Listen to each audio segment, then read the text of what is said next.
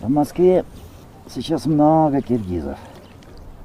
На рынке работают, в магазине, парикмахерской. Везде киргизы. Уда киргиз емес, кыргыз, Мен деле сени өрүстөп аткан жокмун да. Вот вы, например, откуда? С юга. Ошки, что ли? А что? У них больной точка. Ошский говорит, сразу туктуңдайт. Туктуң эт.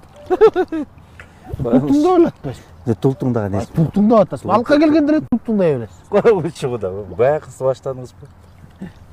А вы, Союзбек, откуда? А мен эме? Север.